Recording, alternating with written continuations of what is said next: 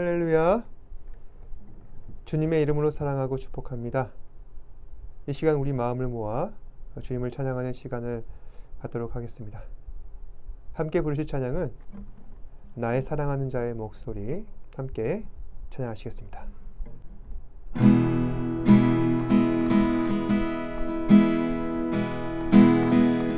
나의 사랑하는 자의 목소리 듣기 원하네.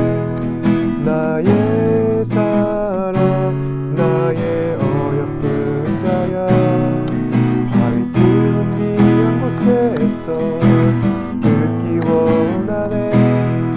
부드러운 주님의 음성, 나의 사랑하는 자의 목소리 듣기 원하네. 나의 사랑 나의 어여쁜 자야, 바위 뚫린 이런 곳에서 듣기 원하네. 부드러운 주님의 음성, 나의 사랑 나의 사랑 나의 어여쁜 자야, 일어나 함께 가자. 나의 사랑 나의 사랑 나의 어여쁜 자야, 일어나 함께 가자. 나의 사랑하는 자의 목소리 듣기 원하네.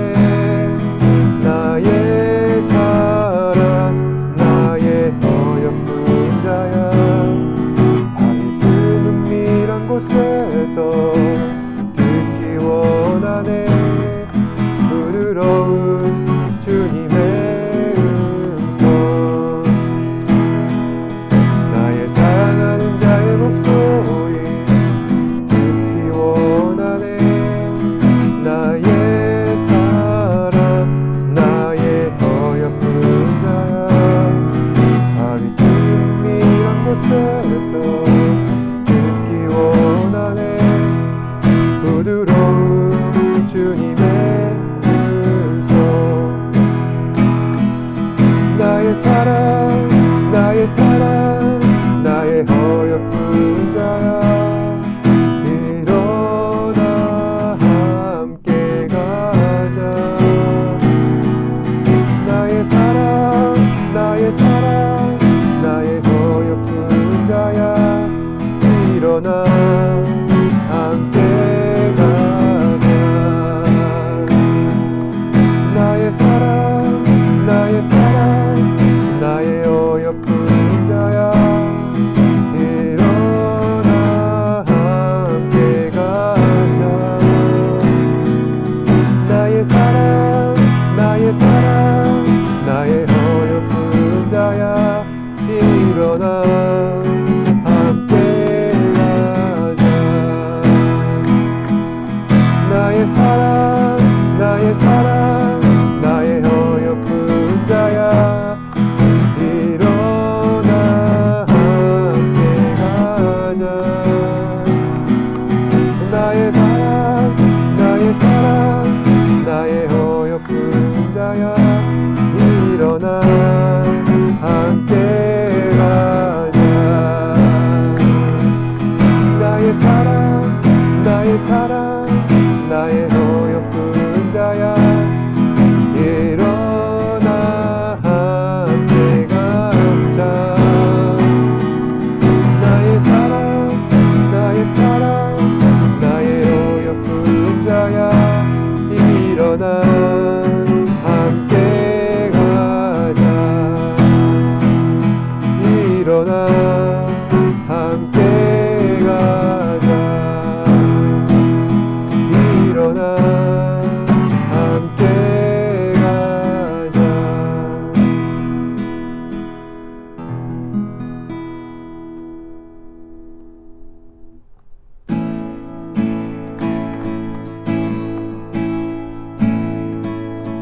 아무도 예배하지 않는 그곳에서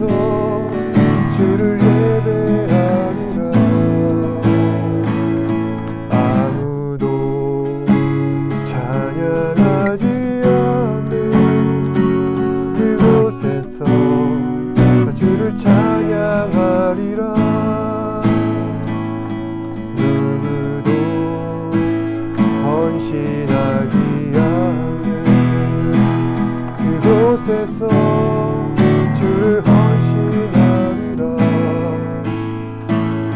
누구도 증거하지 않는 그곳에서 주를 증거하리라. 내가 밟는 모든 땅 주를 예배하게 하소서. 주의 보혈로 덮어지게 하소서. 내가 선이고 주의 거룩한 곳 되게 하소서. 주의 향기로 물들이소서.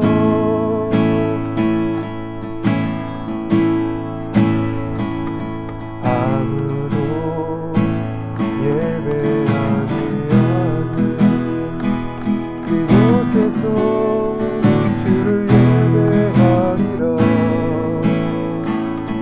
아무도 찬양하지 않는 그곳에서 주를 찬양하리라.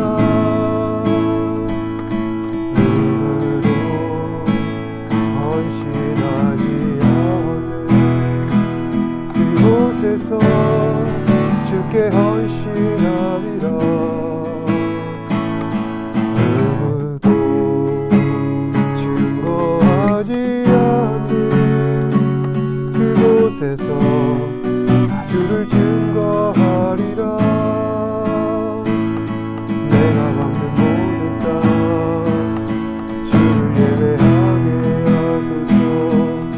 주의 보혈로 덮어지게 하소서. 내가 선이고 주의 거룩한 곳 되게 하소서. 주의 향기로 물들이소서. 내가 밟는 모든 땅 주를 예배하게 하소서. 주의 보혈로 덮어지게 하소서.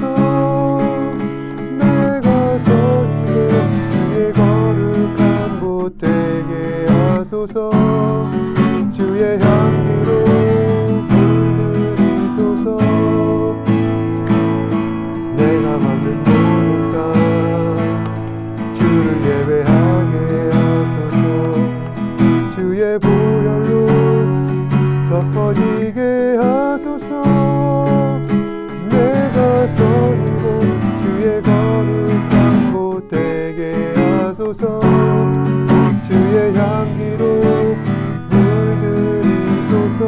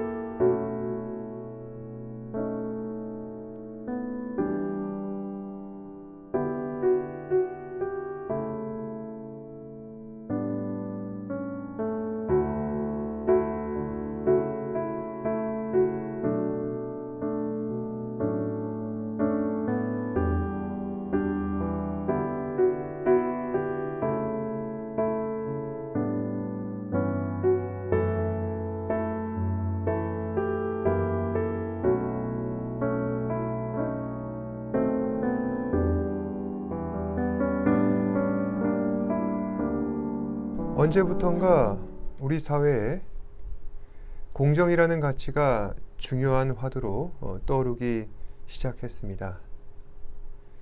공정한 기준에 따라 공정한 경쟁을 하고 그에 따라 결과에 승복할 줄 아는 그런 사회를 만들어야 한다고 사람들은 입을 모아 주장하는 것입니다. 하지만 공정한 사회를 만든다는 것이 현실적으로 보았을 때 얼마나 허황된 꿈인지 우리는 잘 알고 있습니다. 여러분께서 생각해 보았을 때 공정한 사회를 만들기 위해서 가장 중요한 전제 조건은 무엇이라 생각하십니까? 그것은 모두가 다 같은 출발선상에 서는 것입니다. 하지만 사람은 다 저마다 날 때부터 갖고 있는 것들이 다릅니다. 각자 다른 삶의 환경들이 있고 모습들이 있습니다. 그러니 공정한 사회를 만든다는 것은 꿈 같은 이야기입니다. 따라서 기회는 공정하되 각자의 독특성과 다양성을 살릴 수 있도록 복합적이고 현실적인 기준을 제시하는 그런 사회로 발전되어 가야 한다는 것을 세상은 주장하고 있습니다. 이처럼 사회는 다양성을 강조하는 사회로 발전되어 갑니다. 하지만 아무리 세상이 변한다 할지라도 결코 변할 수 없는, 아니, 변해서는 안 되는 중요한 가치가 있는데 그것은 바로 하나님 중심 사상입니다.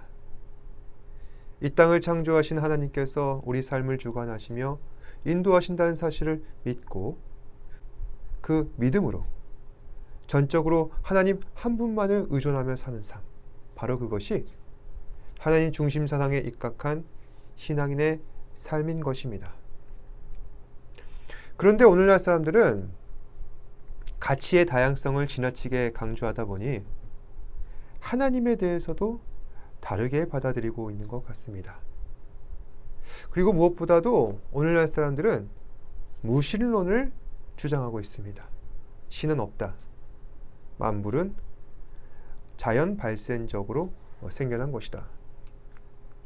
창조주 하나님의 존재와 그리고 창조 사역을 인정하지 않는 생각들이 퍼져가는 것입니다. 그러다 보니 무신론은 신앙이 없어 불안해하고 있는 사람들의 일종의 안식처가 되어버렸습니다. 신앙 없음을 사람들이 두려워하는 이유는 무엇 때문이었습니까? 그것은 바로 모든 인류에게 정해진 죽음 때문입니다. 하나님을 인정하지도 않으면서 마음 한켠에서는 사후세계를 두려워하니 사람들이 이도저도 아닌 생각을 하게 되는 것입니다. 그러다가 많은 사람들이 점차 무신론을 주장하게 되고 그런 자신들도 용기를 얻어 함께 동참함으로써 마음의 평안을 얻고자 하는 것입니다. 하지만 분명한 사실은 하나님께서는 우리의 모든 것을 다 아시고 판단하시고 결정 내리십니다. 따라서 사람들 마음의 중심이 어떠한지도 그런 사람들의 마지막도 이미 아시고 결정하셨습니다. 그리고 현실 세계 속에서는 우리가 공정한 사회를 이룩한다는 것이 매우 어렵지만 하나님께서는 그 하나님 앞에 설 때 모두가 공정해지기에 그리스도께서 이 땅에 다시 오시는 그날 사람 차별 없이 모든 것을 공정하게 결산하시고 집행하신다는 사실입니다.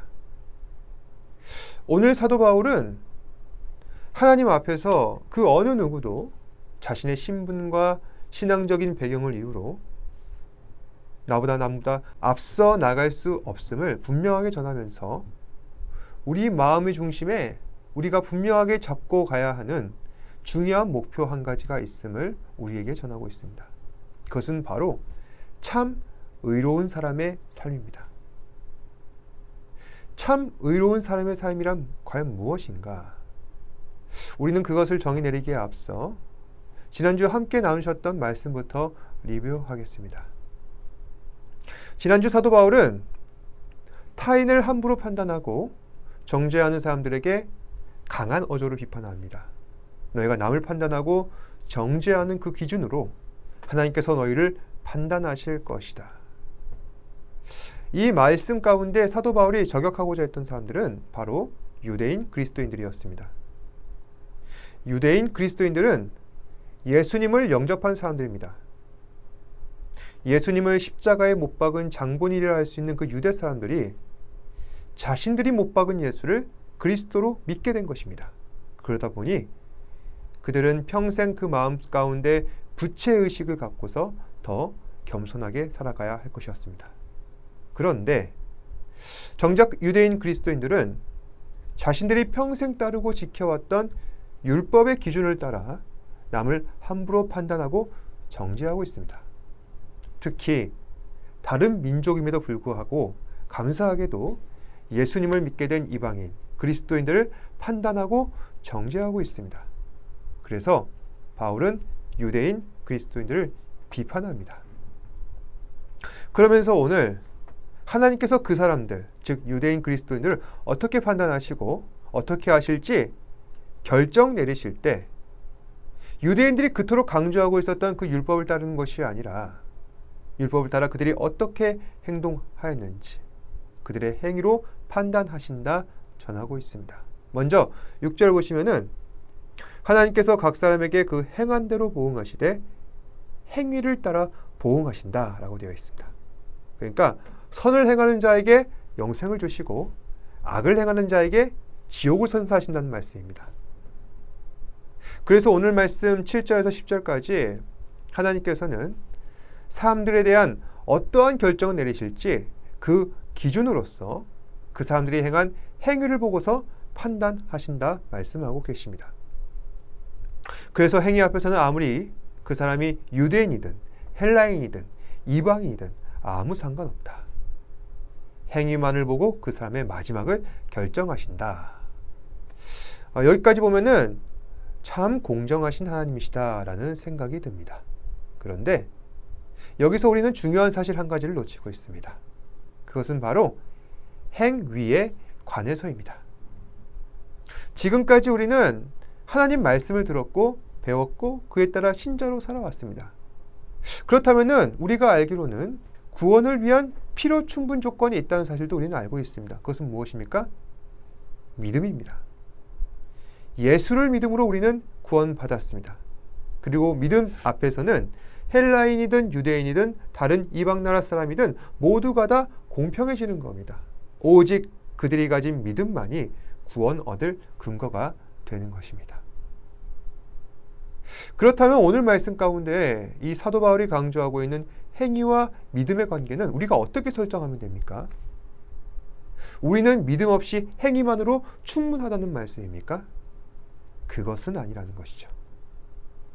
원래 믿음과 행위는 동전의 양면과 같습니다. 그러니 우리가 예수 그리스도를 잘 믿으면 그에 걸맞는 행위가 나타나게 마련이라는 것입니다.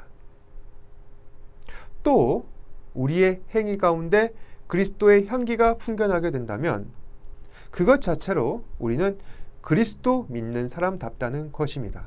그래서 오늘 말씀 6절에 하나님께서 각 사람에게 행한 대로 보응하신다는 말은 하나님께서 각 사람의 믿음을 보시고 그 믿음의 행위를 따라 선하신 대로 갚아주신다는 말씀과 같습니다.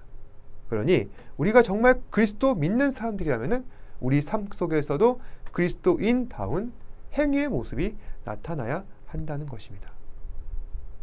그런데 유대인 크리스찬들은 그런 모습들을 나타내지 않았다는 것입니다. 따라서 오늘 말씀 속에서 우리 크리스찬들이 마음의 흉심 가운데 분명히 잡고 가야 하는 목표, 참 의로운 사람으로서 그 삶을 영위하기 위해서는 우리는 마땅히 믿음을 따라 행해야 할 것입니다.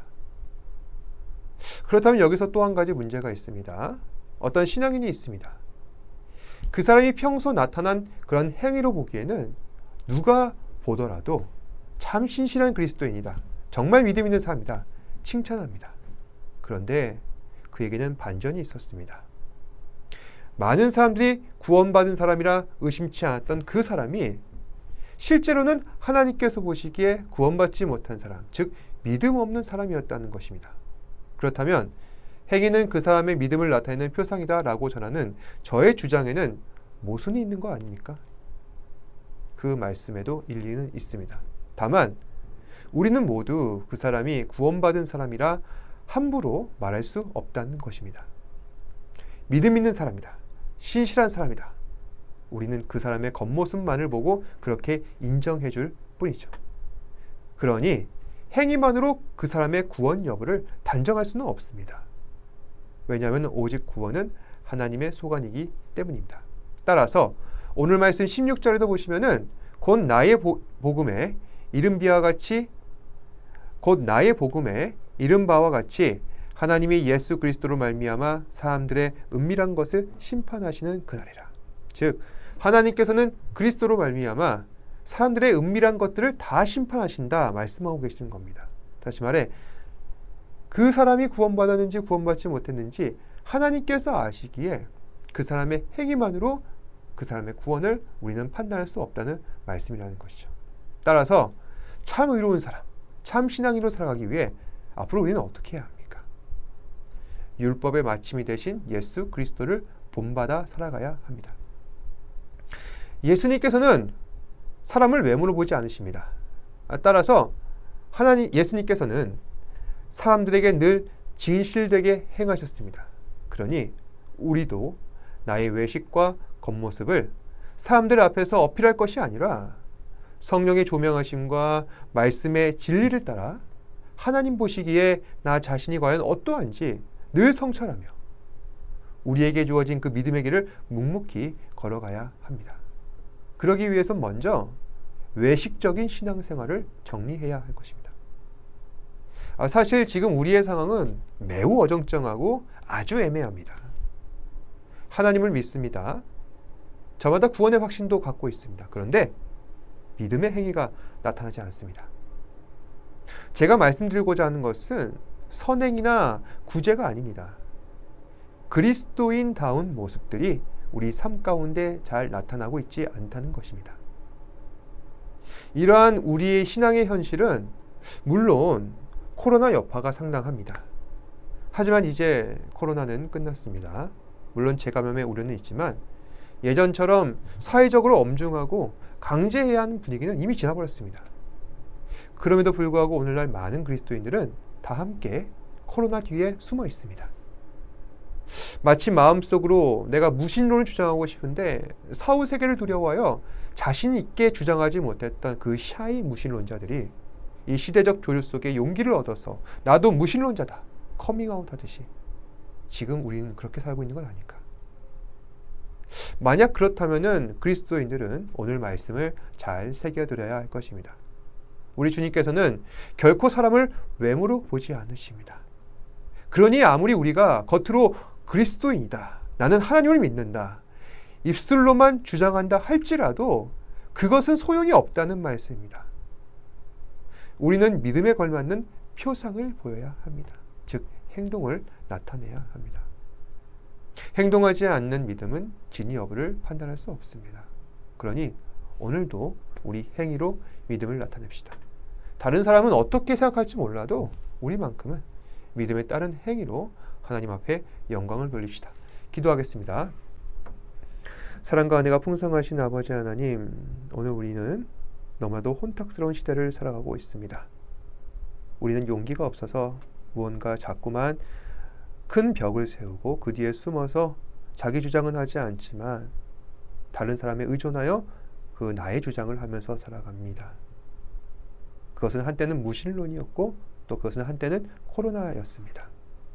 이제 더 이상 숨을 벽이 없는 허허벌판 속에서 우리는 하나님을 만나길 원합니다. 예수 그리스도를 영접하기를 원합니다. 이 믿음과 고백을 가지고 살아갈 수 있는 우리 사랑하는 주은혜교회 지체들 되게 하여 주시옵소서.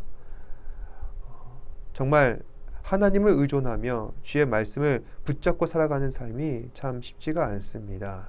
하나님을 예배한다는 것이 정말 외모로 판단하지 않으시는 하나님을 우리가 신뢰하며 살아간다는 것이 참 마음의 결단이 필요한 내용이지만은 그럼에도 그 길을 걸어갈 수 있는 우리 사랑하는 지체들 되게 하여 주시옵소서. 모든 말씀 예수님 이름으로 기도드립니다. 아멘. 하늘에 계신 우리 아버지여, 이름이 거룩히 여김을 받으시오며 나라가 임하시오며 뜻이 하늘에서 이루어진 것 같이 땅에서도 이루어지이다. 오늘 우리에게 일용할 양식을 주시옵고 우리가 우리에게 죄 지은 자를 사하여 준 것 같이 우리 죄를 사하여 주시옵고 우리를 시험에 들게 하지 마시옵고 다만 악에서 구하시옵소서. 나라와 권세와 영광이 아버지께 영원히 있사옵나이다. 아멘.